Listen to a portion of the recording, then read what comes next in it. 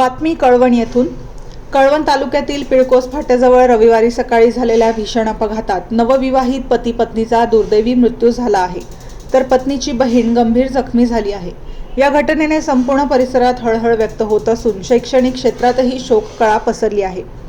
आज रविवार दिनांक 26 जुलै सकाळी सुमारे 8:15 वाजण्याच्या सुमारास पिळकोस फाट्याजवळ हा अपघात झाला।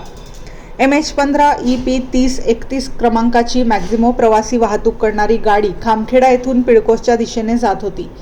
त्याचवेळी MH39 P 2449 क्रमांकाच्या दुचाकीवरून दिनेश करण सिंग गावित, त्यांची पत्नी कीर्ती बाळकृष्ण गावित आणि पत्नीची बहीण त्रिशा गावित हे तिघे कळवणकडून सटाण्याच्या दिशेने जात होते। प्रतापपूर तालुका नवापूर येथील नातेवाईकाच्या अंत्यविधीसाठी हे तिघे आपल्या मूळ गावी जात असताना पिळकोस फाट्याजवळ दोन्ही वाहनांची जोरदार धडक झाली। या भीषण अपघातात तिघेही गंभीर जखमी झाले।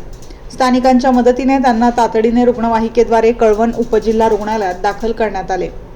प्राथमिक उपचारानंतर पुढील उपचारासाठी तिघांनाही नाशिक जिल्हा रुग्णालयात हलवण्यात आले। मात्र उपचारादरम्यान दिनेश गावित वय 28 आणि कीर्ती गावित वय 24 या नवविवाहित दाम्पत्याचा मृत्यू झाला। दरम्यान त्रिशा गावित यांच्यावर नाशिक जिल्हा रुग्णालयात उपचार सुरू असून त्यांची प्रकृती गंभीर असल्याची माहिती डॉक्टरांनी दिली आहे। या अपघाताची माहिती समजताच परिसरातून हळहळ व्यक्त होत आहे। नवविवाहित जोडप्याच्या जाण्याने नातेवाईकांवर दुःखाचा डोंगर कोसळला आहे। कळवण पोलिसांनी घटनास्थळी धाव घेऊन पंचनामा केला असून पुढील तपास सुरू आहे। वृत्तसंकलन ज्ञानेश्वर बागुलसह यशवंत पालवी, कळवण।